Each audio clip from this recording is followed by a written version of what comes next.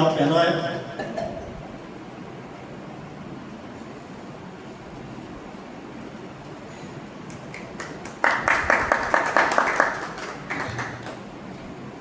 और वरुणा दीदी तो हमारे यहीं की हैं, क्योंकि पावन धाम में हमारी जो है भेंट हो चुकी है पहले से। अब हमारे पर आ गए। अब उधर जो है हरे कृष्ण बिहार में सब हो गए हैं। हालांकि अभी सोनी जी ने हमें अवसर नहीं दिया है, हमें वो जो है तसल्ली देते रहते हैं कि आपको बुलाना है, आपको आना है अपना शुरू से। और तब से जो है तो हम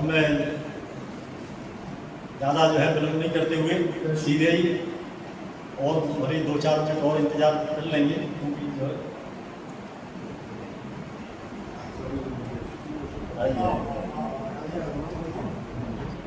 श्री राम राधे राधे।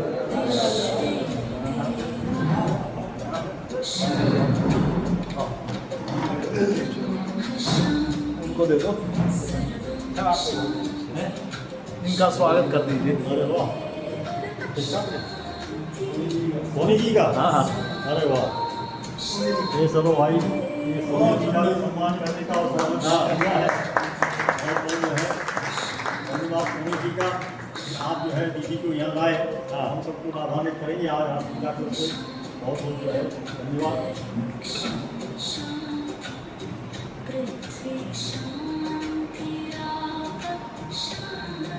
ये हमारा शांति मंत्र भी गीता का जो है भाग है। तो हम गीता की जो है परिचर्चा की पंचांग शांति पाठ करते हैं। आज अपना जो है गले से शांति पहले से ही आ गए।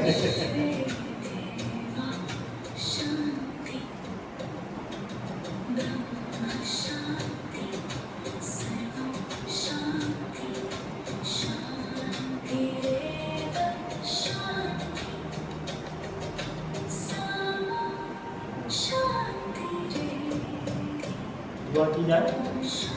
आज चलो घर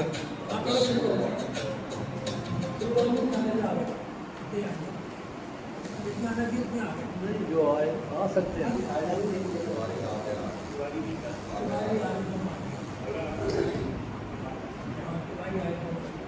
ओम शांति। ओम शांति। हम सब 3 बार ओम की ध्वनि का उच्चारण करेंगे, उसके पश्चात हम अपना प्रोग्राम शुरू करते हैं। तो हम सब एक साथ में करेंगे।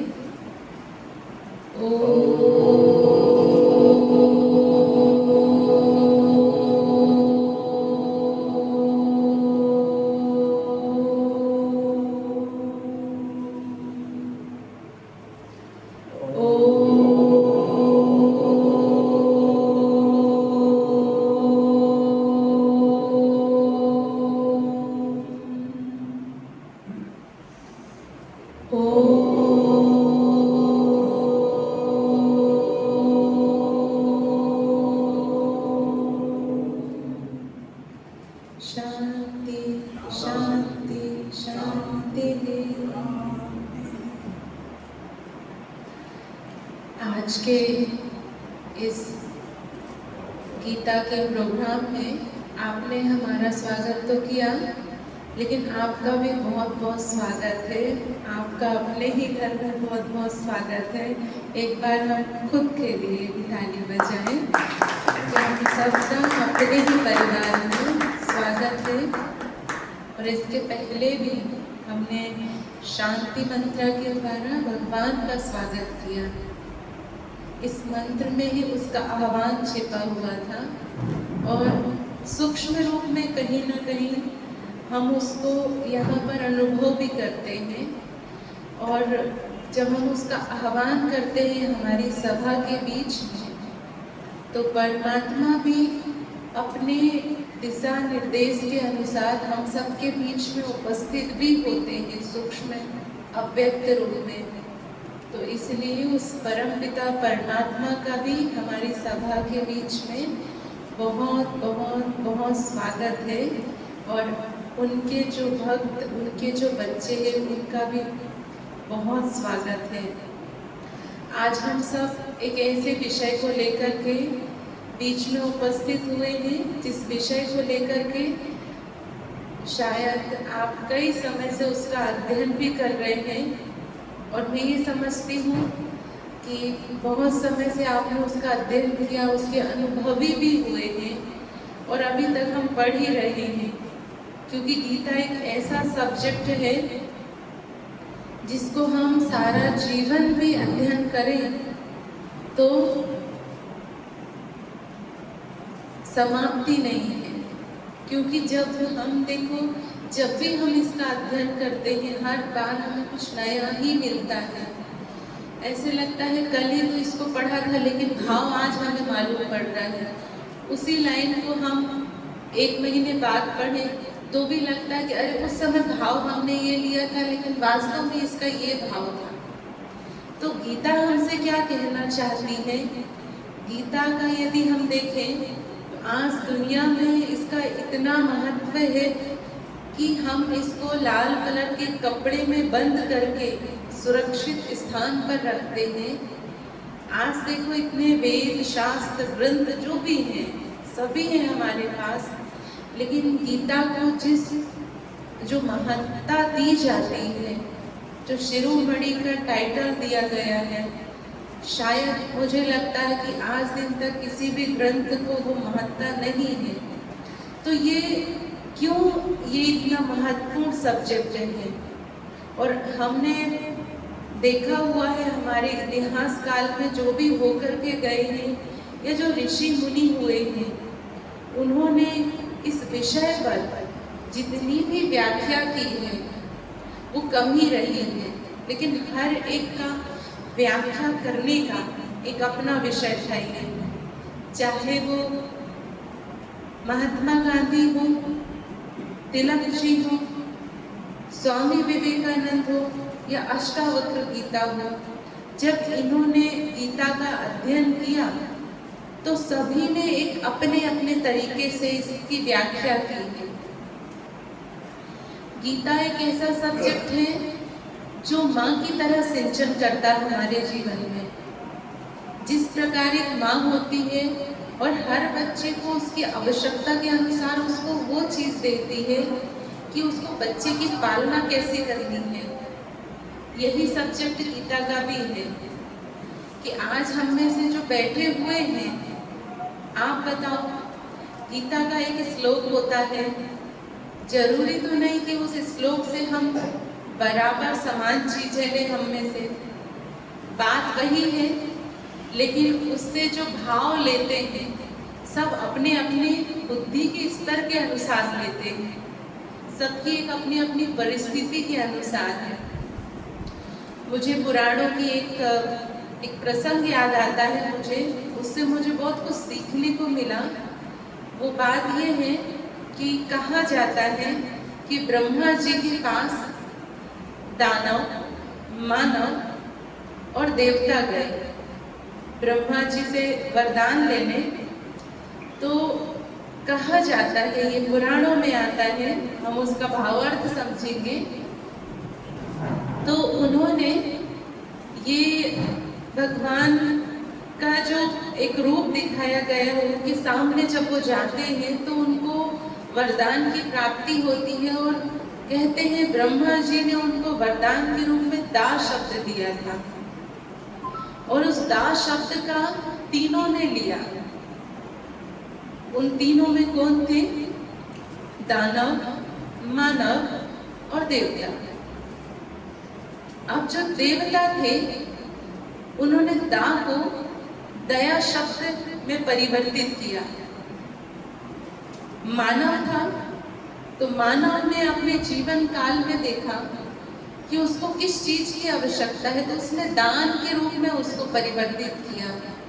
शब्द तो एक ही था, लेकिन भाव सभी अपने अपने अनुसार ले रहे थे। देवता थे, उन्होंने दा को दया के रूप में लिया।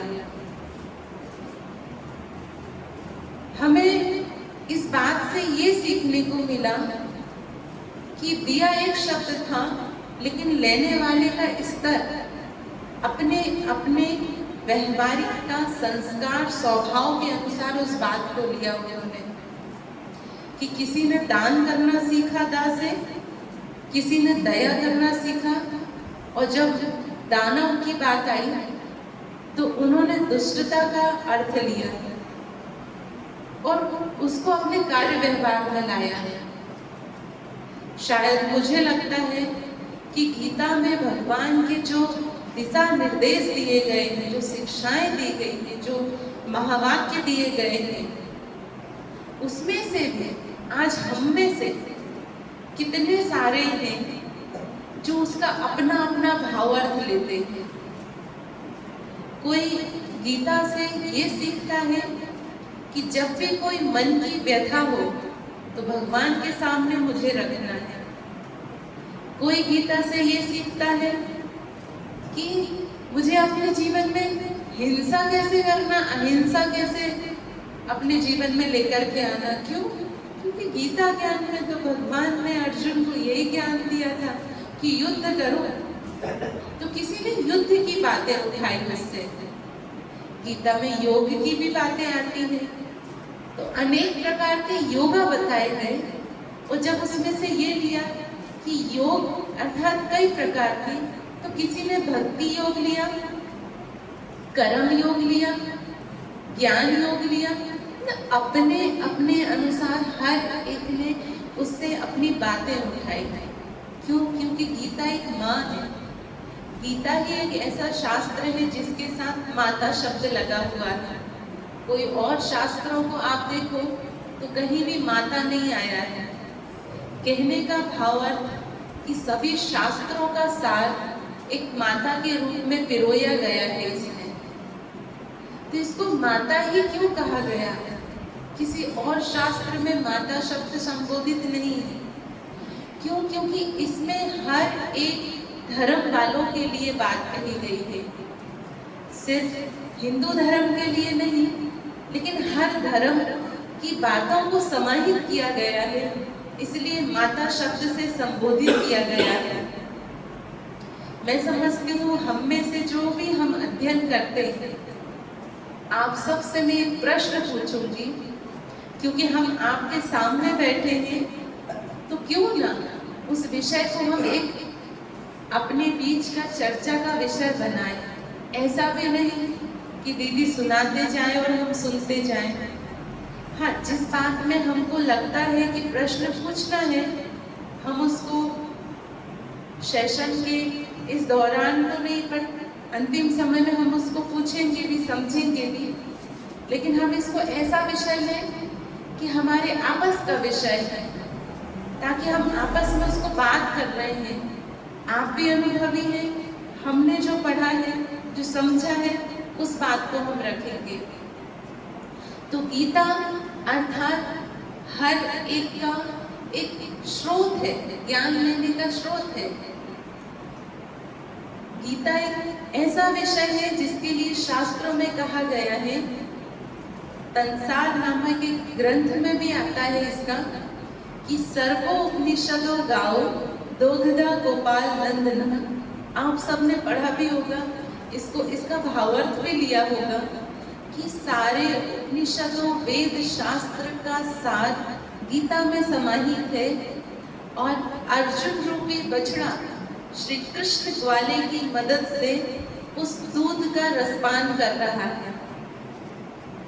अब इस शास्त्र को एक ऐसे दिखाया गया जैसे कि 33 करोड़ देवी देवताओं को गाय ने दिखा दिया, और उनसे जो निचोड़ निकल रहा है, जो सार निकल रहा है, वो है श्रीमद् भगवत गीता, जो अर्जुन रूपी बछड़ा श्री कृष्ण ग्वाले की मदद से वो रसपान कर रहा है।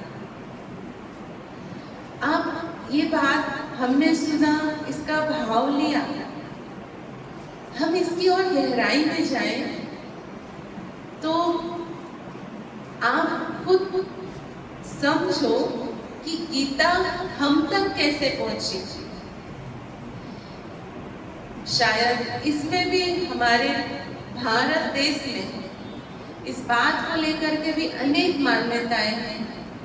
हम में से आप लोगों ने भी इसके लिए ये सब सुन रखा होगा कि वेद व्यास जी ने इस सार को अपने जो साक्षात्कार के माध्यम से हम सबके बीच में पहुंचाया। तो कहा जाता है कि मैं इसका शॉर्ट में लूंगी क्योंकि हमको इसका सार समझना है, इसका विस्तार आप सबने सुना है और आप बेहतर तरीके से भी जानते हैं, लेकिन इसका हम सार लेना समझेंगे। कहा जाता है कि वेद व्यास जी जब ध्यान की अवस्था में बैठे तो ध्यान की अवस्था में बैठे तो उनको कुछ साक्षात्कार हुए। साक्षात्कार के दौरान उनको वो दृश्य दिखे कि उस दृश्य में वो खुद भाव विभोर हो गए और वो समझ नहीं पा रहे थे कि भगवान मुझे क्या दिखाना चाहता है। तो उसको उन्होंने लिया, लेकिन जब जिस दिन वो बैठे थे इसका साक्षात्कार करने के लिए, जब ध्यान में उनको ये साक्षात्कार हुआ, तो दूसरे दिन उन्होंने सोचा कि क्यों ना भगवान जो मुझे देना चाहते हैं उसको मैं लिपिबद्ध कर दूं। तो उन्होंने पेन कॉपी लेकर के बैठे कि मैं इसको लिपिबद्ध करूं। लेकिन होता क्या था कि जब हम साक्षात्कार करते थे तो लिखना भूल जाते थे और लिखते थे तो साक्षात्कार करना रुक जाता था। तो इस तरह से दूसरे दिन के साक्षात्कार में जो बातें उन तक पहुंची वो हम तक जिस लिपिबद्ध से पहुंचनी चाहिए थी वो तो नहीं पहुंची। तो तीसरे दिन कहा जाता है कि उन्होंने भगवान से अनुग्रह किया कि भगवान आप जो मुझे इतना श्रेष्ठ ज्ञान दे रहे हैं तो मैं इसको विश्व तक पहुंचाना चाहता हूँ। तो आप मुझे कोई ऐसा लेखक दीजिए जिससे मैं इस ज्ञान को उन तक भेज सकूं, कोई माध्यम चाहिए। तो कहा जाता है कि भगवान ने उनको श्री गणेश जी को दिया और श्री गणेश जी जब लिखने के लिए आए तो उन्होंने आकर के एक शर्त रख दी। शर्त क्या थी वो आप सब जानते होंगे कि जिस समय आपने बोलना बंद किया उस समय मैं उठ करके चला जाऊंगा। तो वेद व्यास जी को ये भी पता था कि मुझे बोलते जाना है, क्योंकि जहां मैं रुकूंगा वहां पर ये उठ के चले जाएंगे तो लिखेगा कौन। तो फिर जो जो साक्षात्कार उनको होते रहे वो उन्होंने एक जो अपनी भाषा में उन्होंने लिपिबद्ध करवाया, उसका सार हमारे सामने है आज। अब आप देखो, पहले दिन की जो गीता थी उसका आज दिन तक हमें नहीं पता कि वो कहाँ गया। क्यों? क्योंकि उनको सिर्फ साक्षात्कार हुआ तो वो लिपिबद्ध नहीं हो पाया। और दूसरे दिन का कुछ हुआ, कुछ नहीं भी हुआ, क्योंकि सीन ही ऐसा था।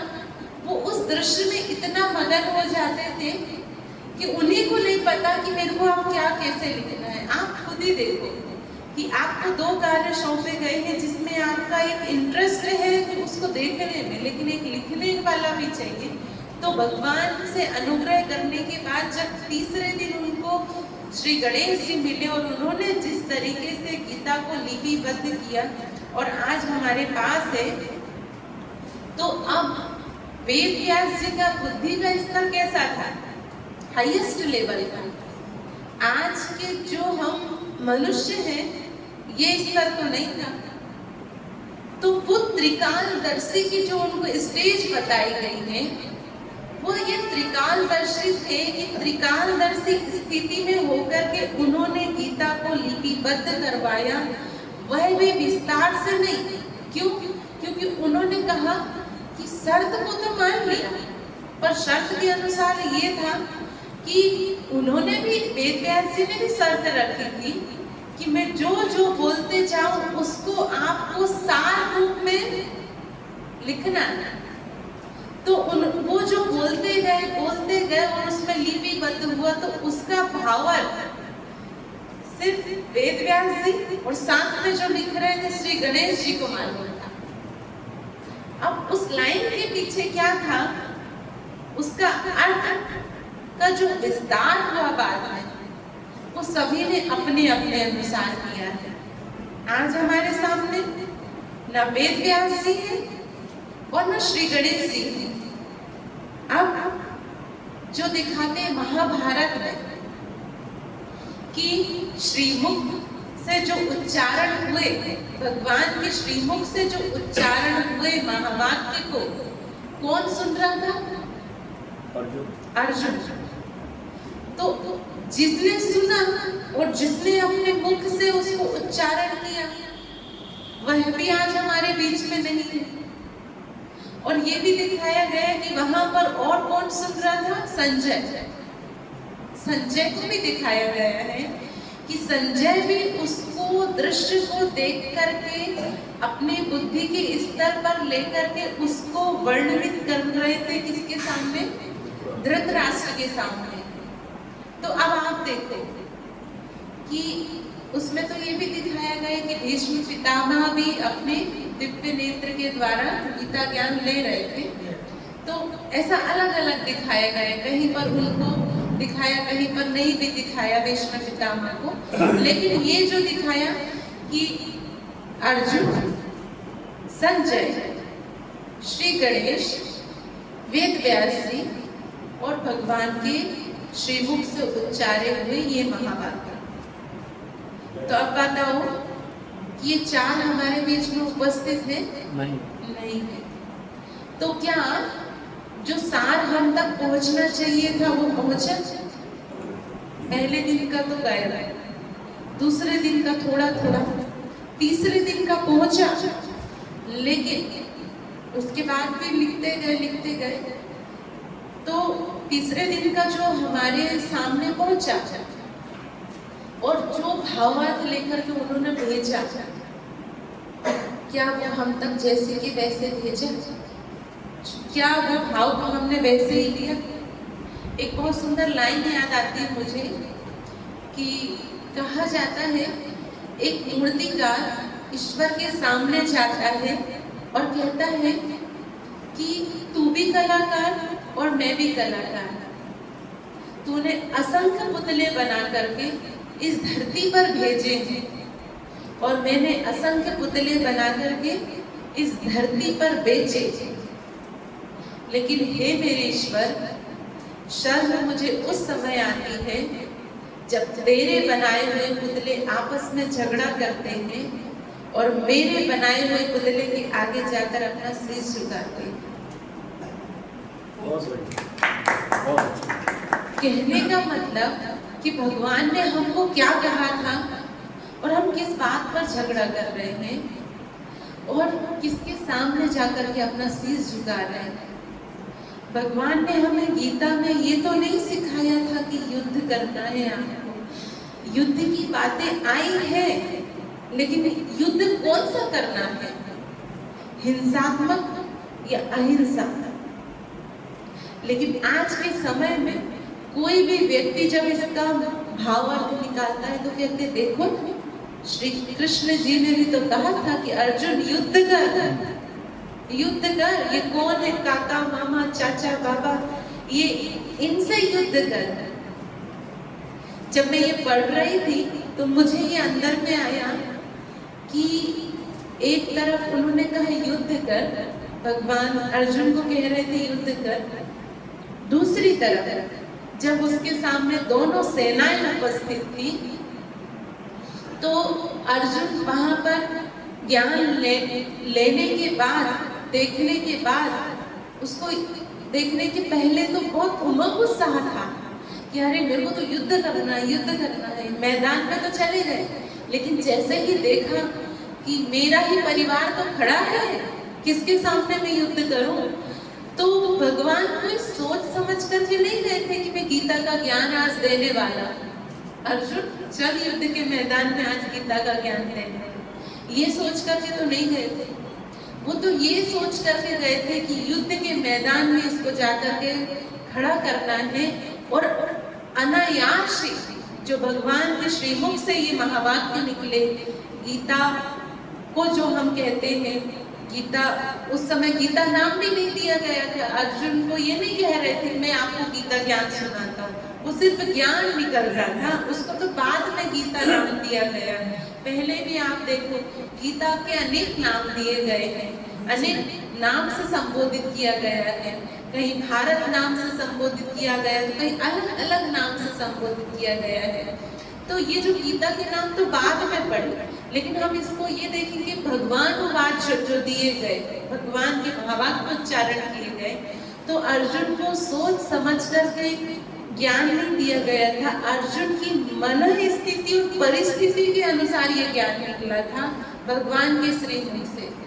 तो भगवान ने उसको जब ये ज्ञान दिया, तो जो ज्ञान अर्जुन को दिया था ना, आज हमारे बीच में अर्जुन है कि वो आकर के हमको बताए कि भगवान ने मुझे क्या दिया, लेकिन जो वेद शास्त्रों में वेद व्यास जी ने जो समाहित किया गया है वो आज हम तक पहुंचा।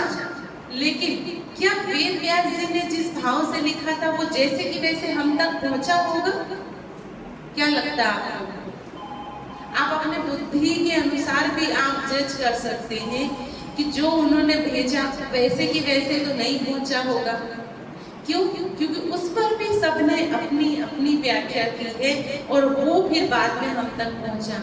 उसके पहले देखो हमारे भारत देश में शास्त्रों को लेकर के कितने विवाद हुए हैं, कितने तरह से। आपने नालंदा यूनिवर्सिटी का भी इतिहास सुना होगा कि वहाँ पर किस तरीके से वेदों के साथ छेड़खानी की गई है, और वेदों के जो ज्ञान था, चलो जो भी था, इतिहासकारों ने या संत महात्माओं ने, ऋषि मुनियों ने जो भी लिपिबद्ध करके रखा था, उसमें भी ये जो छेड़खानी करने के बाद हम तक जो पहुंचा, तो कहीं ना कहीं जो पहुंचना चाहिए था उसका सार तो नहीं पहुंचा।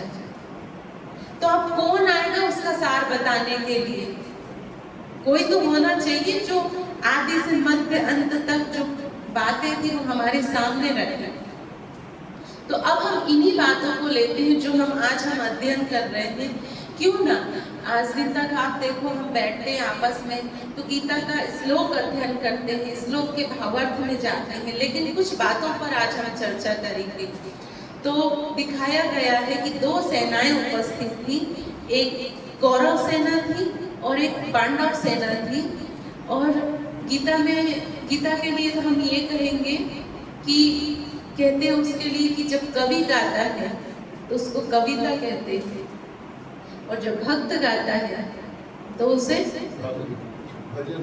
भजन कहते हैं। लेकिन जिसे भगवान गाता है उसको गीता कहते हैं। गीत गाता हूँ, भगवान के गाया हुआ सो मधुर गीत को हम गीता कहते हैं। तो ये भगवान का सुनाया हुआ सो मधुर गीत आज हम सब सुन रहे हैं और आप सब पढ़ते हैं उस सो मधुर गीत को। तो दुनिया में इतने सारे लोग हैं, वो आज के समय में कहाँ कहाँ भाग रहे हैं, कहाँ यहाँ शांति मिल जाए, यहाँ से प्राप्ति हो जाए, कि भगवान कुछ हमारे सामने कुछ ऐसा कर दे, ऐसा साक्षात्कार हो जाए कि कुछ ऐसे प्राप्ति हो जाए कि बस शॉर्ट में प्राप्ति होनी चाहिए। आज के समय में कौन है जो चाहता कि 1 घंटे बैठ करके मैं पढ़ूं और उसका भावार्थ समझूं? आज के समय में नहीं निकालता कोई इतना समय। हम में से वो गिने चुने हुए लोग हैं जो इसके लिए, समझने के लिए हम प्रयासरत रहते हैं। समझना है, जानना है कि क्या है। तो कहा जाता है, गीता में ये आता है कि अर्जुन को भगवान कहते हैं कि अर्जुन, मुझे भी जानने वाले कई प्रकार के लोग हैं, मुझे जानने वाले कई प्रकार के लोग हैं। तो अर्जुन ने कहा कौन जान पाता आपको? तो उन्होंने कहा मुझे 4 प्रकार के लोग जानना चाहते हैं। शायद आपने भी उस चीज को समझ गए होंगे। वो 4 प्रकार के लोग हैं, कौन है जो जानना चाहते हैं? तो अर्जुन पूछता है कि कौन है वो, कैसे, मुझे आप विस्तार से समझाइए। तो भगवान कहते हैं कि पहला है जिज्ञासु, दूसरा है ज्ञानी, तीसरा है जो दुख के समय याद करता है, चौथा है जो प्राप्ति के लिए याद करता है, मुझे कुछ प्राप्ति हो जाए। अर्थात जिज्ञासु ज्ञानी, आप दुख के समय, प्राप्ति के समय ये सब लोग तो याद ही कर रहे हैं भगवान। तो अच्छा, ये 4 प्रकार के हैं, तो बताओ आपको सबसे प्रिय कौन सा है? तो क्या जवाब दिया था भगवान? कौन है सबसे प्रिय? हैं 4 प्रकार के, आप में भी देखते, आप में जो यहाँ आए हैं सब एक भाव लेकर के तो नहीं आए। एक है जिसको जानना चाहते हैं, मुझे जानना है भगवान क्या कहना चाह रहे हैं, भगवान कौन है। एक है जो दुख है, समस्या है, तो भगवान के पास आए हुए हैं उसको जानने के लिए, दुख के समय उसको याद करने के लिए। एक है जो धन की प्राप्ति के लिए भी याद कर रहा है, भगवान को इसलिए भी याद किया जा रहा है। ये 4 प्रकार की कैटेगरी। लेकिन एक है जो ज्ञानी है, जिसको ज्ञान है सब कुछ, लेकिन फिर भी वो जानना चाहता है।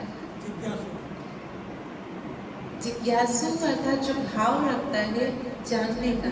ज्ञानी अर्थात जिसको ज्ञान है, बट वो ये जानना चाहता है कि भगवान को जानता हूँ, लेकिन अब मैं उसके वास्तविक स्वरूप में उसको जो है, जैसा है, वैसा है, उसको मैं स्वीकार कर लूं, उसको जान जाऊं। ज्ञानी ये जानना चाहता है।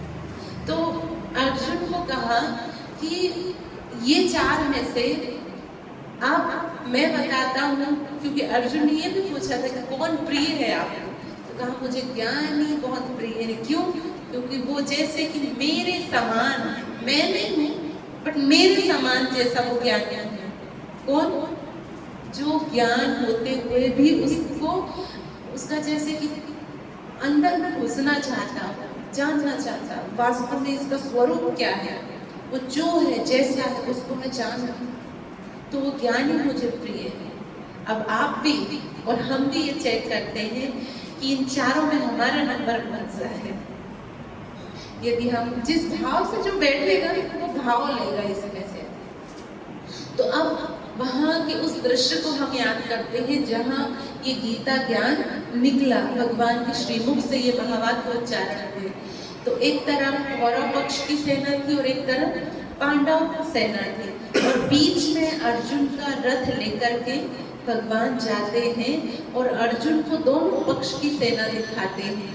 दोनों पक्ष की सेना को दिखाने के बाद जैसे ही अर्जुन ये देखता है कि ये जो विपक्ष में जो खड़े हुए हैं वो कौन है, मेरे ही अपने हैं, मेरे ही अपने हैं, इनको मैं कैसे मारूं। तब कहा जाता है कि भगवान ने उसको भीष्म पितामह के एक उदाहरण के द्वारा समझाया कि आत्मा का ज्ञान दिया वहाँ पे कि कौन मरा, वो पूरा शरीर काट करके, मैं उसके विस्तार में नहीं जाऊँगी क्योंकि आप उसको बहुत बेहतर तरीके से जानते हैं कि कैसे उसको उदाहरण देकर के समझाया।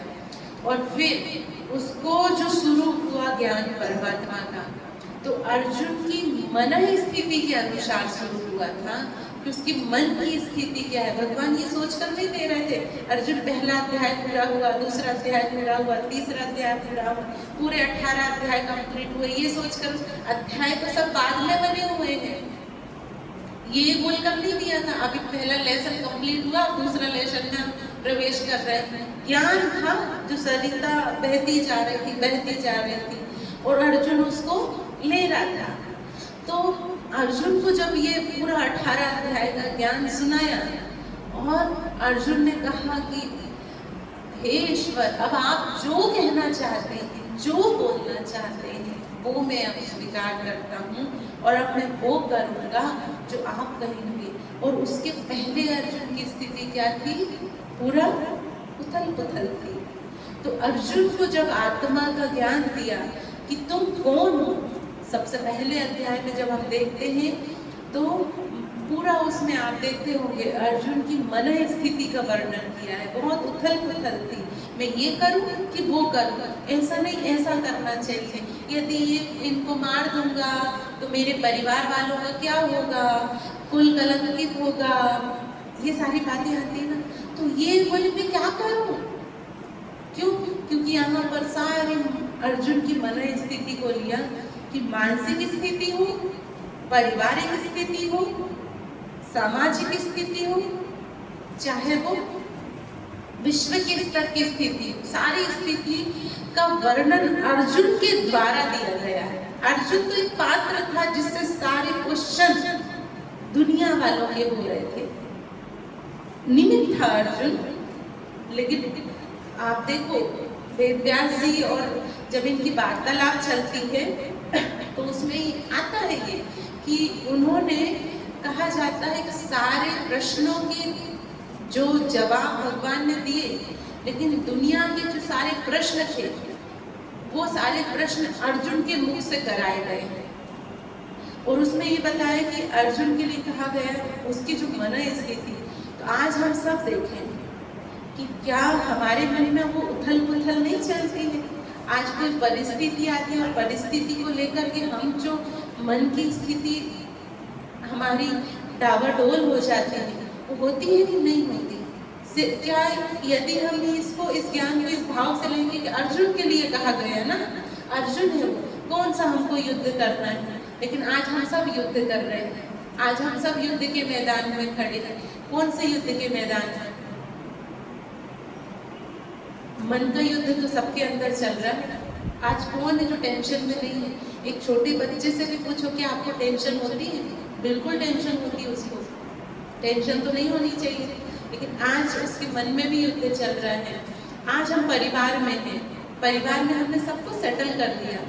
सेटल करने के बाद भी हर एक के मन में युद्ध चल रहा है। तो क्या ये मानसिक स्थिति नहीं चल रही सबके अंदर? क्या ये मानसिक युद्ध नहीं चल रहा है? सबके अंदर चल रहा है। कौन डिप्रेशन में जा रहा है, कौन टेंशन में जा रहा है, मानसिक युद्ध चल रहा है। दूसरा युद्ध पारिवारिक युद्ध। क्या आज भाई भाई में युद्ध नहीं है? जमीन प्रॉपर्टी को लेकर के तो युद्ध दिखाया गया ना उसमें, कि परिवार में दो भाइयों के बीच ही वो जो कहा जाता है सुई की नोक बराबर जमीन के लिए जो युद्ध हुआ, आज परिवार में हो रहा है ये सब। समाज में हम देखें, क्या समाज में शकुनी जैसे लोग नहीं जो समाज को बिगाड़ने का कार्य कर रहे हैं? ऐसे नहीं होगा कि समाज में कोई एक व्यक्ति ये कर रहा हो। आज घर घर में शकुनी मिलेगा, और घर घर में शकुनी तो ये भी बहुत दूर की बात है। आज मोबाइल भी एक वो कार्य कर रहा है जो कहीं ना कहीं आज की युवा पीढ़ी के लिए संशय का कार्य कर रहा है। ये युवाएं ही तो थे, अर्जुन युवा ही तो था जिसको ये ज्ञान दिया जा रहा है।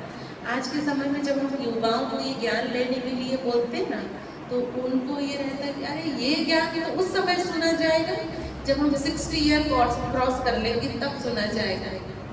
ये रखा गया। लेकिन अर्जुन तो युवा था, समाज का ही तो था वो, तो उसके लिए घर गृहस्थी का ही तो था। तो उसके लिए जब ये ज्ञान दिया गया कि देखो परिवार में, समाज में रहते हुए भी ऐसे लोग, आज विश्व के स्तर पर जाओ, क्या विश्व के स्तर पर युद्ध नहीं हो रहे हैं? क्या आज वैश्विक स्थिति वैसी है जैसी होनी चाहिए? जिस देश के लिए हम गाते थे, जहाँ डाल डाल पर सोने की चिड़िया करती है बसेरा, वो भारत देश है मेरा। आज उसी देश के लिए हम गाते हैं, देख तेरे संसार की हालत क्या हो गई भगवान, कितना बदल गया इंसान। इसका मतलब इंसान के बदलने से दुनिया बदल सकती है, तो इंसान के बदलने से दुनिया सुधर भी तो सकती है। आज ये विश्व की स्थिति हो गई है। एक बार ऐसे ही प्रवचन चल रहा था, एक दादाजी आए, उन्होंने मुझे बहुत सुंदर लाइनें लिख के दी।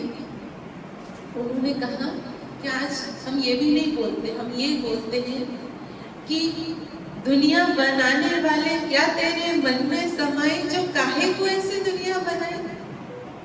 क्यों? क्योंकि इस दुनिया को देख कर के लोग परेशान हैं, जीना नहीं चाहते आज के समय में, लेकिन भगवान को ही दोषारोपण करते हैं कि क्या सोचकर ऐसी दुनिया बनाई थी, क्या समाया था तेरे अंदर जो ऐसी दुनिया बनाई। लेकिन इसी दुनिया के लिए जहाँ गाते थे, जहाँ डाल डाल पर सोने की चिड़िया करती थी बसेरा, वो भारत देश था मेरा, वो भारत देश था मेरा। कब? जब वहाँ पर ये शास्त्रों का जो ज्ञान है वो वहाँ पर जीवन में धारण करता था, और जब जीवन में धारण था तो पूरी दुनिया ही सोने की दुनिया थी। सोने की दुनिया मतलब दुनिया एक हाईएस्ट लेवल की थी, उच्च स्तर था दुनिया का। जिस तरीके से आज समाज में गिरावट आ गई, ऐसी गिरावट तो नहीं थी, इसीलिए तो उस दुनिया के लिए ये गीत बनाए गए। लेकिन आज हम उस दुनिया को देख रहे हैं कि उस दुनिया के लिए लोग कहते हैं हमको जीना नहीं है, लोग मरना पसंद करते हैं पर जीना पसंद नहीं करते। तो वही स्थिति हो गई जो अर्जुन की स्थिति थी, जो अर्जुन कह रहा था भगवान आप मुझे मार दो पर मैं इनको नहीं मारना चाहता। यही बात थी ना अर्जुन की। तो वही अर्जुन की स्थिति और आज वही स्थिति हम सबकी भी तो है। हम भी तो कहते हैं भगवान बस उठा लेना पर ये दिखाना मत, ये दृश्य मत दिखाना जो अभी दिखा रहे हो। लेकिन भगवान ने उसको उस दृश्य को दिखाने के लिए वो ज्ञान दिया।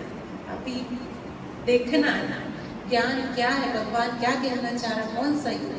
तब फिर उसको आत्मा का ज्ञान दिया, और आत्मा का ज्ञान देते हुए उसको फिर शुरू किया वहां से।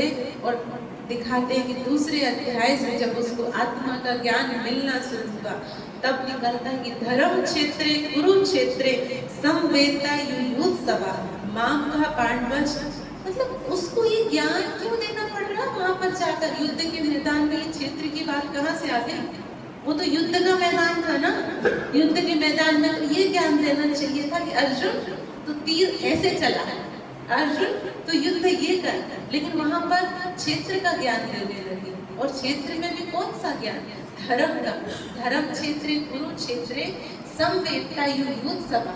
मतलब अर्जुन ये धर्म, अब धर्म किसको कहा गया? कुरुक्षेत्र। कुरुक्षेत्र के मैदान में ये ज्ञान देना शोभा तो नहीं देता। आप देखो कहा वो अर्जुन को जो भगवानुवाद चल रहे थे, अब भगवानुवाद जब ज्ञान चल रहा है और मैदान कौन सा है? युद्ध का। आप ट्रैफिक में जाओ, वहां पर आपको कोई ज्ञान दे, क्या कहेंगे आप? बीच चौराहे में जाकर के कोई ज्ञान दे तो उनको ये कहेंगे ना ये कोई ज्ञान देने का समय है क्या? ज्ञान तो एकांत में दिया जाता है जहां पर उसको सुन सके। लेकिन अर्जुन को भी तो उसी ट्रैफिक में दे रहे थे।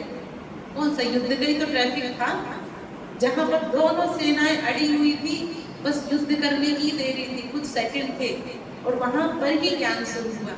आज हम सब उस ट्रैफिक में फंसे हुए। मन का ट्रैफिक तो चल रहा है सबके अंदर, परिवार का ट्रैफिक तो चल रहा है। कितने लोग होंगे जो परिवार में ये परिस्थिति को पार करके यहाँ आए हैं कि नहीं है? कितने लोग जो समाज में ये स्थिति चल रही है उसको पार करके यहाँ पे आए हैं? वही युद्ध का मैदान तो है। तो वेद व्यास जी ने जो उसमें लिखा कि वो कुरुक्षेत्र का मैदान, तो वो कुरुक्षेत्र का मैदान सिर्फ वो मैदान नहीं दिखाया। आज देखो जिस कुरुक्षेत्र पर युद्ध दिखाया गया है वहां पर आज भी दुनिया नहीं बसी है। आज भी वो स्थान बंजर पड़ा हुआ है। ऐसा युद्ध का मैदान था। लेकिन भगवान ने यहाँ पर एक और कुरुक्षेत्र को लिया और वो ये कुरुक्षेत्र था। यहाँ के कुरुक्षेत्र में सबका युद्ध चल रहा है और इस कुरुक्षेत्र के लिए फिर आत्मा का ज्ञान दिया। और आत्मा का ज्ञान जब दिया तब वहां पर ये दिया, आत्मा का ज्ञान देना शुरू किया। और वहां पर फिर शुरू होता भगवान का कि नैनम छिन्दन्ति शस्त्राणि नैनम दहति पावकः न चैनम क्लेदयन् आपो न शोष्यति नारुतः। मतलब अर्जुन ये आंखें से जो देख रहे हो, जिस आत्मा को देख रहे हो, ये मरती नहीं है। तुम डर क्यों रहे हो? यहाँ डर को समाप्त कर दिया। ये पानी से भी नहीं भीगेगी, ना आग इसको जला सकती है, न धूप इसको सुखा सकती। तुम डर क्यों रहे हो? हम भी तो डरते थे कहीं मैं मर ना जाऊं। मृत्यु से तो डर था, ज्ञान मिलने के पहले तो डर था ना। आप देखो जब आप में से ऐसे भी होंगे जो गीता का ज्ञान काफी सालों से सुन रहे होंगे, लेकिन उसके पहले वाली समस्या को देखो कि क्या हम सबको मृत्यु से भय नहीं था? हम सबको मृत्यु से भय था। लेकिन ज्ञान मिलने के बाद भले हमारे जीवन में परिवर्तन आया, लेकिन भय तो हर एक को था। तो जब वो भय था और उस भय के कारण हम जब परेशान थे, तब हमको गीता से ये ज्ञान मिला कि आत्मा मरती नहीं है, आत्मा कटती नहीं है, आत्मा जलती नहीं है। फिर वहां पर जैसे आत्मा का ज्ञान मिला और आगे के अध्याय में, जो पूरे 18 अध्याय में भगवान ने खुद का परिचय दिया और खुद के परिचय देते समय उन्होंने कर्तव्य का परिचय दिया कि अर्जुन अब तेरा कर्तव्य क्या है। और वहां पर ही ज्ञान योग भक्ति योग को समाहित किया गया। और आपने भी देखा होगा कि जब 9वां अध्याय जब हम अध्ययन करते हैं, कितना सुंदर भगवान का परिचय दिया उसमें, कितना सुंदर दिया। जब उसको पढ़ते हैं तो लगता है कि अरे इतने दिनों से हम ज्ञान से वंचित थे, भगवान के परिचय से वंचित थे, भगवान हमसे क्या कहना चाह रहा था और हम उसके भाव को नहीं समझ पा रहे थे। तो ये अर्जुन को जब जैसे ही आत्मा का ज्ञान मिला तो अर्जुन ने कहा, हाथ जोड़ करके कहा कि भगवान अब मैं जानना चाहता हूँ आप कौन हो, आपका स्वरूप क्या है। और जब अर्जुन को विराट रूप का साक्षात्कार हुआ और विराट रूप का साक्षात्कार होने के बाद अर्जुन ने जब कहा कि अब आप जो बोलोगे वैसे करूँगा। क्या हमने गीता का अध्ययन किया इतने समय से, उसका हमने भाव लिया, हमारे अंदर आया अभी तक ये कि हम ये जानना चाहते हैं कि बस अब बहुत हो गया, अब मैं तैयार। आता है कि कभी कभी फिर युद्ध करना शुरू कर देते हैं, अंदर ही युद्ध चलने लगता है। आप में से हैं, गीता हम सब पढ़ते हैं, सुनते हैं, हम में से कितने हैं जो गीता की मानते हैं? सुनना पढ़ना, लेकिन गीता की क्या हम मानते हैं? बहुत बड़ा प्रश्न है। सुनना हर किसी को आएगा, मानते भी हैं, ऐसा नहीं कि नहीं मानते, मानते हैं तो बहुत रिस्पेक्ट है। क्या जो उसमें दिया है उसकी मानते हैं?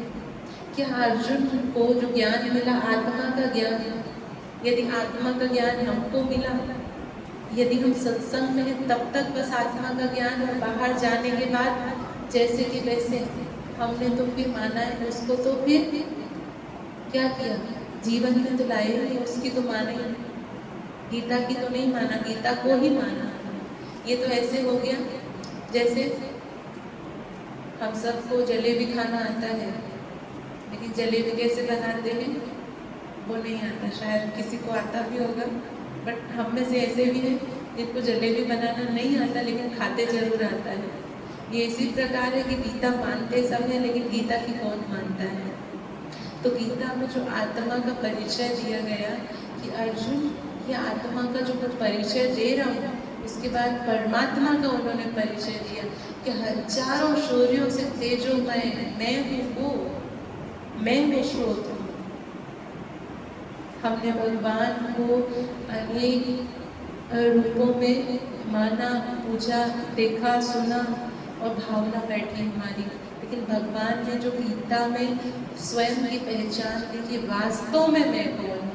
तो अर्जुन कहता आप कौन हैं, आप कौन हैं? भगवान ने उसमें इतना सुंदर कि मैं जो तू देख रहा है वो नहीं हूँ, लेकिन जो दिखाई नहीं दे रहा हूँ वो मैं हूँ। इसका मतलब जो तू देख रहा है वो मैं नहीं हूँ। तो अर्जुन किसको देख रहा था अभी तक? शरीर को देख रहा था, लेकिन भगवान ने कहा जो देख रहा है वो नहीं, जो नहीं देख रहा है अव्यक्तम व्यक्तिमापन्नम, मैं अव्यक्त हूँ और उसको तो इन चरम चक्षु से नहीं देख पाएगा। उसके लिए अर्जुन को ज्ञान का तीसरा नेत्र मिला था कि अब तू मेरा साक्षात्कार कर।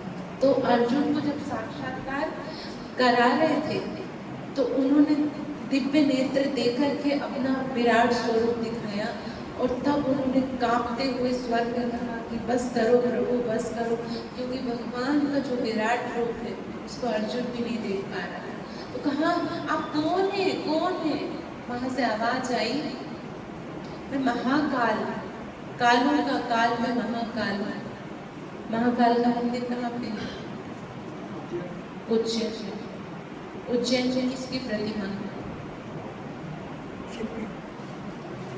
लेकिन हमने तो ये सुना उज्जैन में महाकालेश्वर शिव जी की है। अर्जुन को जो ज्ञान मिल रहा था तो वो किसने दिया था फिर? मैं ये नहीं बोल रही कि सही आंसर हो, पर सोचने वाला विषय है। अर्जुन के सामने दिखाया श्री कृष्ण को, लेकिन श्री कृष्ण के माध्यम से जो ज्ञान दे रहे थे कि मैं वेद व्यास जी ने लिपिबद्ध किया, उस चीज को लिपिबद्ध किया जो उन्होंने उसमें समाहित देखा, साक्षात्कार में किया। तो अर्जुन और भगवान वाच की वार्तालाप चल रही थी, और दोनों के बीच की जो वार्तालाप थी उसमें भगवान ने जब अपना परिचय दिया, क्योंकि भगवान वाचा था उसमें कि मैं कालों का काल महाकाल हूँ। इसमें ना ऐसे है कि गीता के लिए सिर्फ 1 घंटा नहीं चाहिए। मैं समझती हूँ कि इस पे जैसे भी हम टाइम निकालते हैं 1-1 घंटा, जैसे चाहे सप्ताह में 1 दिन या हर दिन का 1 घंटा, वो रहता है। 1 घंटे में इतना कवर नहीं हो पाएगा जितना हम करना चाहें। तो इसलिए हम जब भी आप लोग मिले तो आप उसका थोड़ा लंबा रखना, तो उसका भाव समझे क्या है, क्योंकि ये थोड़ा सा जो टाइम पीरियड हमको मिला है वो बातें हम देखें कि भगवान उसमें हमको क्या बोल रहा है, वो ज़्यादा जरूरी। और यदि उसका हम विस्तार समझेंगे ना तो आप फिर से टाइम निकालना उसका, हम उसमें थोड़ा उसका भाव समझेंगे तो और गहराई से समझ में आएगा। तो जब दोनों की वार्तालाप चल रही थी तो उसमें भगवान ने अपना परिचय महाकाल के रूप में दिया। महाकाल का मंदिर उज्जैन में, लेकिन अर्जुन के सामने जो दिखाया गया वो श्री कृष्ण जी को दिखाया। प्रश्न आया, मुझे तो आया ये देख करके, शायद आप में से किसी को आया भी होगा, किसी को नहीं भी आया होगा, कि दिखने वाला कोई और था लेकिन पीछे से बैकबोन होकर के दे कोई और रहा था। लगा आपको? कुछ श्लोकों में ये बातें आती हैं कि वो महाकाल ही था जो दे रहा था, और कहीं ना कहीं श्री कृष्ण जी को भी दिखाया। ये तो नहीं कहेंगे कि हर जगह भगवान महाकाल को ही दिखाया, लेकिन श्री कृष्ण को भी दिखाया है। तो ये जो बातें इधर उधर होकर के आई, कहीं ऐसा तो नहीं कि दे कोई और रहा था और नाम किसी और का आ गया? क्यों? क्योंकि शास्त्रों में जो छेड़खानी हुई, इसलिए मैंने शुरुआत में ही ये बात की थी कि जो हम तक पहुंचा वो वैसे ही नहीं पहुंचा जैसे पहुंचना चाहिए था। तो जिसने दिया, कहीं ऐसा तो नहीं कि उसका नाम ही गुम हो गया हो, और जिसके माध्यम से दिया उसका नाम आ गया। ये भी तो है। रूप में दिखाया वो तो महाकाल में थे, उसमें महाकाल भी थे, महाकाल भी थे, विष्णु भी थे, सभी थे, सारे देवी देवताओं को उसमें विराट रूप में दिखाया। लेकिन जब वो अपना परिचय दे रहे थे तो कहा मैं महाकाल हूँ, महाकाल। तो मुझे पढ़ने के बाद, समझने के बाद लगा कि मुझे लगता हमें ना इसकी और गहराई में जाना चाहिए। जैसे हम आपस में अभी ये चर्चा कर रहे हैं इस विषय पे, तो इसकी जब हम गहराई में जाएंगे तो हमें ये मालूम पड़ेगा कि वो महाकाल मुझे क्या कहना चाह रहा है। एक बहुत सुंदर मुझे कहानी याद आती है, शायद उस कहानी के माध्यम से हम सब बहुत अच्छे से समझ जाएंगे, जो मुझे बहुत अच्छी लगती है। मैंने सुन रखा था कि कहा जाता है, एक कहानी में, बट उसके भाव को समझेंगे, कि एक ब्राह्मण थे, सारा दिन कथा करने के लिए उनको सारा दिन बाहर जाना होता था। तो अपना जो भी भोजन था वो लेकर के जाते थे साथ में। तो एक समय ऐसा हुआ कि जैसे बीच में पेड़ के नीचे रुके, वहाँ भोजन करना था उनको। तो भोजन करने के लिए उन्होंने जैसे ही अपना टिफिन खोला और साइड में ही देखा कि एक बगुला का पंख पड़ा हुआ था, लगभग 5 फीट दूर में। तो भोजन खोला, लेकिन उस बगुले के पंख को देख करके उनका मन नहीं हुआ कि मैं भोजन करूँ। तो टिफिन वापस जैसे कि वैसे पैक किया और लेकर के आ गए। घर थोड़ा जल्दी आ गए तो उनकी जो पत्नी थी उन्होंने कहा कि आज जल्दी कैसे आ गए, क्या हुआ आज जल्दी क्यों? तो उन्होंने कहा कि बस आज जल्दी आ गए, आगे नहीं जाना था। तो देखा टिफिन खोल के तो जैसे कि वैसे भोजन रखा हुआ था। उन्होंने कहा कि आज भोजन नहीं किया, क्या है? तो उन्होंने कहा कि आज बोले मैं बताना नहीं चाह रहा, पर बार बार कोई पूछे तो फिर बोलना भी पड़ता है। बोले कुछ नहीं, पर बताना हुआ कि मैं भोजन करने के लिए टिफिन खोला, लेकिन 5 फीट की दूरी पर मुझे बगुला का पंख दिखा तो मेरा मन नहीं हुआ करने का। तो बट उनको कहा कि आप किसी को बोलना नहीं, ये तो साधारण सी बात है, लेकिन ऐसा तो होता नहीं कि कोई बात आए और कोई समा ना पाए, कहीं ना कहीं निकल ही जाती है। तो जब वो कुएं पे पानी भरने गई और कुएं पे पानी भरने के लिए गई तो उनकी जो सखी थी उन्होंने कहा कि क्या बात है आज पंडित जी जल्दी आ गए? तो उन्होंने कहा कुछ नहीं ऐसे, बोले कोई तो बात होगी, आप सहेली हो, मन की बात कर सकते हो। तो कहा नहीं कोई बात नहीं, पर सहेली हो मुझे नहीं बताओगी तो किसको बताओगी, क्या मैं तुम्हारी पक्की सहेली नहीं? ऐसी कसमें शुरू हो जाती थी। तो उन्होंने कहा कुछ नहीं, आज पंडित जी भोजन करने के लिए लेके गए थे, भोजन कर रहे थे, लेकिन उनकी भोजन में बगुला आके गिर गया तो वो भोजन नहीं थी।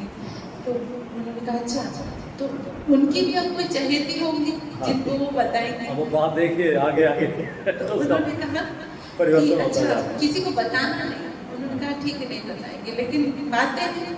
फिर उन्होंने किसी ने कहा कि अच्छा पंडित जी जल्दी क्यों आ गए आज? तो उन्होंने कहा कि वो क्या हुआ कि पंडित जी भोजन कर रहे थे और उनके मुख से बगुले निकलते जा रहे थे। फिर धीरे धीरे बात सभी जगह फैल गई। बात क्या फैली? हाँ, पूरे गांव में ये बात हो गई कि पंडित जी जब भोजन करते हैं तो बगुला आते हैं और जाते हैं, आते हैं और जाते हैं। अब ये बात कहाँ तक? पूरे गांव में फैलने के बाद वापस पंडित जी के पास वही बात आई। तो कुछ लोग आए उनके पास और उन्होंने कहा कि हमने ये सुन रखा है कि आपके मुख से बगुले निकलते हैं। तो पंडित जी समझ गए कि बात कहाँ से कहाँ गई। तो उन्होंने कहा बिल्कुल निकलते हैं ना। तो बोले हमको दिखाओ कैसे निकलते हैं। लेकिन उन्होंने एक शर्त रखा कि बगुले निकलते हुए उसको दिखेंगे जिसने अपने जीवन में कोई भी पाप कर्म नहीं किया हो, उसको दिखेंगे। तो गांव वाले ने स्वीकार कर लिया कि हम ठीक है। तो पंडित जी बैठे, पूरे गांव के लोग थे, तो कहा देखो ध्यान से देखना, मुख से बगुले आ रहे हैं और जा रहे हैं, आ रहे हैं और जा रहे हैं। पंडित जी का दिख रहे हैं? तो सब ने कहा कि अरे हम बोल देंगे कि नहीं दिख रहे हैं, तो बोले कि पाप कर्म किया है इसलिए इनको नहीं दिख रहे हैं। तो कहा बिल्कुल आपके मुंह से बगुले आ रहे हैं और जा रहे हैं, आ रहे हैं और जा रहे हैं। तो पंडित जी ने कहा दिख रहे हैं सबको? सभी ने कहा कि बिल्कुल दिख रहा है हमको, लेकिन किसी ने ये नहीं कहा कि हमको नहीं दिख रहे हैं, क्योंकि सबको ये डर था कि हम बोल देंगे कि नहीं दिख रहे हैं तो कहेंगे आपने पाप कर्म किया इसलिए नहीं दिख रहे हैं। कहने का भावार्थ ये था इसके पीछे कि बात क्या थी और हम तक जो पहुंची, इसके मुख से उसके मुख से उसके मुख से बात का बतंगड़ बन गया। वही बात गीता जी पे होती है कि लिखने वाले ने क्या क्या क्या लिखा। भी वही बात हुई है कि जो वास्तव में हम तक वो महावाक्य जो पहुंचने चाहिए, जो भाव पहुंचने चाहिए, वो भाव आज दिन तक हमारे पास नहीं पहुंचे जैसे कि वैसे। इसके उसके मुख से वो अच्छी बात है, जिसने अपने तरीके से वर्णन किया वो अपनी अपनी मन की व्याख्या थी, लेकिन भाव नहीं पहुंचा। श्रीमद् भगवद गीता एक ऐसा शास्त्र है जो सिरों पड़ी है, भगवान का गाया हुआ सुमधुर गीत, और उस मधुर गीत से हम वंचित रह जाएं। मैं तो नहीं चाहती कि हम वंचित रहें, हम सब उसका एक भाव समझे कि वो क्या कहना चाह रहा। भगवान ने अपना परिचय उसमें क्या दिया है, भगवान ने अपना बहुत स्पष्ट तरीके से परिचय दिया, लेकिन उसके परिचय में भी साकार निराकार की जब महिमा आती है उसमें कि आप साकार हैं या निराकार हैं, तो उसमें ये कहा गया जो जैसी भावना से देखता है वैसा मैं हो जाता हूँ। अब आप देखो, आप यहाँ पे हैं, आप में से कई लोग हैं जो मुझे साकार में ये देख रहे हैं कि प्रिया दीदी है, लेकिन आप में से ही बहुत होंगे जो ये देख रहे हैं ये तो शरीर है जिसका नाम प्रिया है, लेकिन आत्मा तो निराकार है, ये भी रूप देख रहे हैं। तो मैं जो हूँ जैसी हूँ, मेरा वास्तविक स्वरूप आत्मा है, लेकिन इस साकार लेने के कारण, मेरे साकार स्वरूप से परिचित होने के कारण उस नाम के आधार पर लेवल लगा लिया। भगवान के लिए भी यही किया, पर वास्तव में भगवान ने अपना परिचय तो उसमें निराकार कर दिया। समय हो रहा है, आगे भी ले सकते हैं, और आप सबकी शुभकामनाएं, शुभ भावनाएं हैं तो हम आगे भी इस विषय पर चर्चा करेंगे।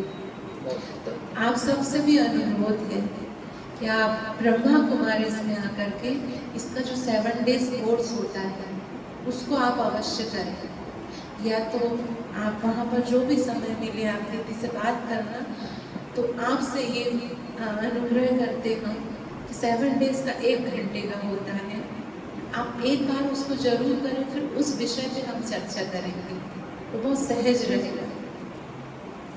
तो आज के इस विषय को मैं यहीं पर रखती हूँ। आपको यदि कभी प्रश्न आए हम इसमें जरूर रखेंगे आगे भी। मैं ऐसे उम्मीद करती हूँ कि भगवान के उस वास्तविक स्वरूप को, निराकार स्वरूप को, जो महाकाल ने अपना परिचय दिया है, उसको हम आगे समझेंगे। तो अभी अपनी वाणी को यही विराम देते हैं। ओम शांति। आप सबका बहुत बहुत धन्यवाद। और हम सभी जैसे कि अपनी गीता की परिचर्चा के अंत में शांति पाठ करते हैं, सभी शांति पाठ करेंगे। ओम द्यौ शांति रन्तरिक्षं शांति पृथ्वी शांति रापः शांति रोषधयः शांति वनस्पतयः विश्वे देवा शांति ब्रह्म शांति सर्वगं शांति शांतिरेव शांति सामा शांतिरेधि शांति शांति सुशांतिर्भवतु। सभी का बहुत बहुत अभिवादन। तो आज विशेष रूप से हमारी प्रिया दीदी का बहुत बहुत आभार, बहुत बहुत धन्यवाद। अपने एक संक्षिप्त समय में 1 घंटे से भी कम समय की परिचर्चा में आज जो है बहुत सार्वजनिक जो है ज्ञान गीता के संबंध में हमें दिया, उनका बहुत बहुत धन्यवाद, बहुत बहुत आभार। और हम उनसे जो है आग्रह करते हैं कि जब कभी भी ऐसी जरूरत पड़े हम आपको आज आपका नंबर भी ले लेंगे, तो आप जो है आते रहें, उसी तरह से मार्गदर्शन जो है यहाँ पर देते रहें। बहुत बहुत धन्यवाद दीदी। और अरुणा दीदी की आप लेके आई हैं, आपको जो है प्रिया दी उनका भी बहुत बहुत धन्यवाद। और सोनी जी का विशेष जो है, क्योंकि ये सारे जो है आज प्रिया दीदी गाने का सारा श्रेय जो है सोनी जी जाता है, उनका भी बहुत बहुत आभार। और हम सब जो है आज सब यहाँ सुनने के लिए उपस्थित हुए हैं, आप सभी का बहुत बहुत आभार, बहुत बहुत धन्यवाद।